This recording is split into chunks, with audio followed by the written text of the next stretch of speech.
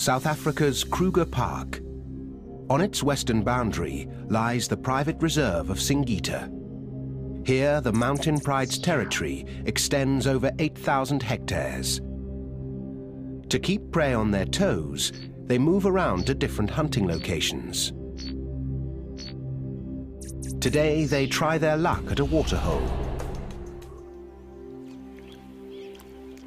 This is an ideal setting for an ambush, a common hunting strategy for lions. But it tends to be a warm weather sport.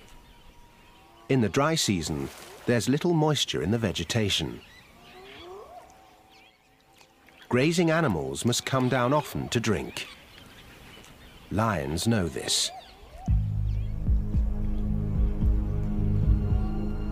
Three females enter the waterhole zone. Two grown adults and one young lioness, a novice. They're part of a pack that split off from the mountain pride. A hungry splinter group having a go at hunting on their own. Related lionesses form the core of any pride.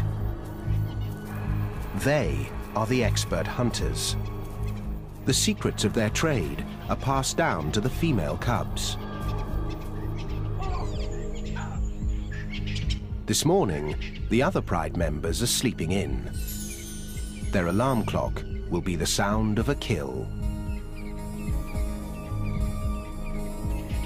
If the trio is successful.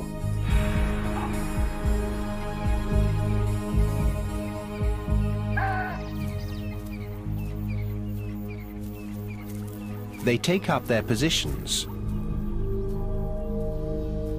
before any sign of prey.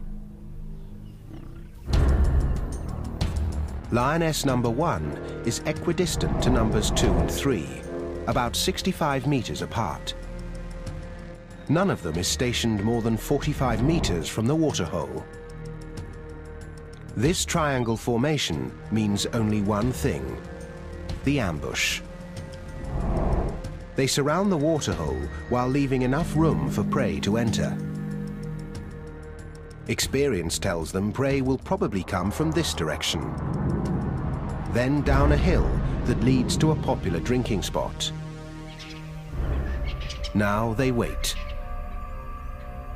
The ambush requires perfecting a vital skill: patience.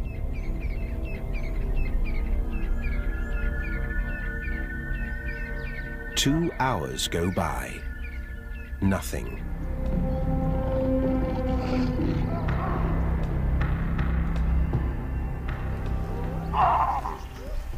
After 3 hours, a sound.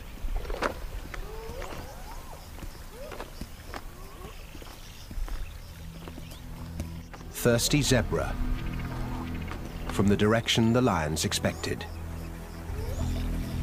They stop to assess the risk before going further. Zebra have learned that danger lurks in these parts, and they're prepared. They're fast, cautious, and travel in numbers. All excellent defenses against predators. But thirst makes them vulnerable.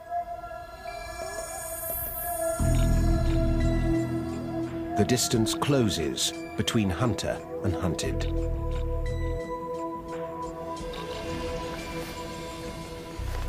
Lions are fast, but only in short bursts.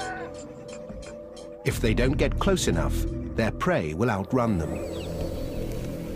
Too close, and they'll give themselves away. Any of the lionesses can start the ambush. They'll wait for the defense to make their move. Once the zebra have got close enough, here in the red zone, a lioness will strike. Suppose cat number 1 leads the charge, but fails to take down the target.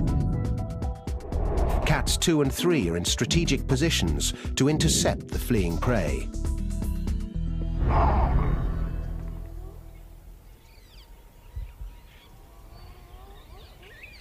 Finally, thirst trumps fear.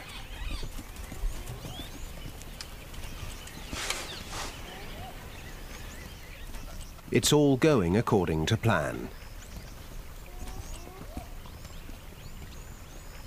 Until some spectators show up. Swainson's spurfowl will screech when they sense a threat. The zebra will then be alerted to the hunter's plot. This cat must remain calm, or the ambush goes up in smoke.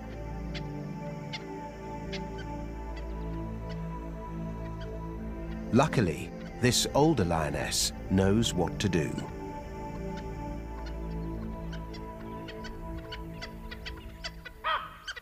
Remaining still, she convinces them there's no danger. And the hunt is still on.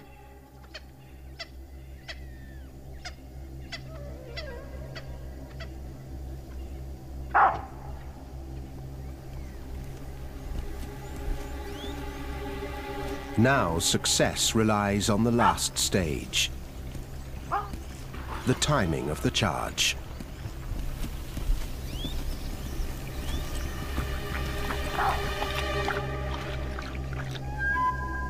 How do you know when it's right? No one can say for sure. It takes that unknown, unquantifiable factor. Experience.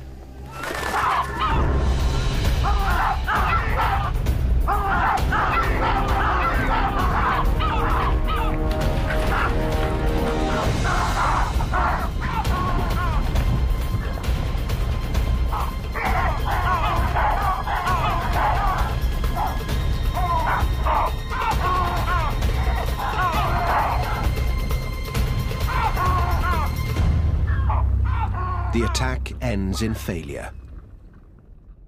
So what went wrong?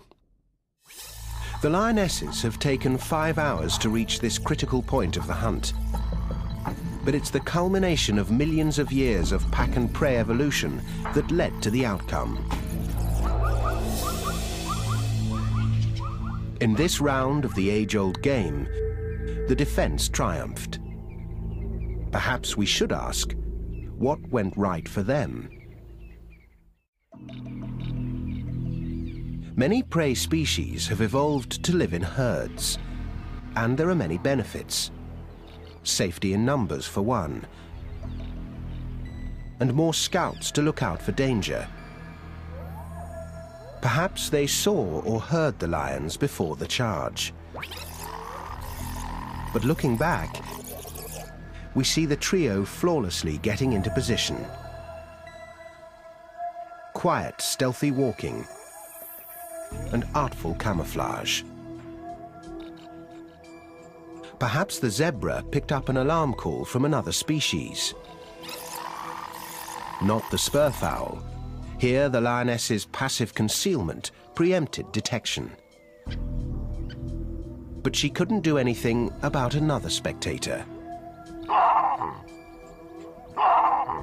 Like birds, baboons send out alarm signals when predators are in the vicinity. But the zebra didn't seem to react to their distant call. What is clear, if you look closely, is a problem with the charge. It seems the timing was off. The culprit? The rookie. As with many youngsters, she lacked patience. The ambush might have worked if the lioness waited for the zebra to move into the ideal position for the net to close. The retreating herd would have been cut off by the waterhole and blocked by the other hunters. But the inexperienced cat jumped the gun and scared the zebra back up the hill and away.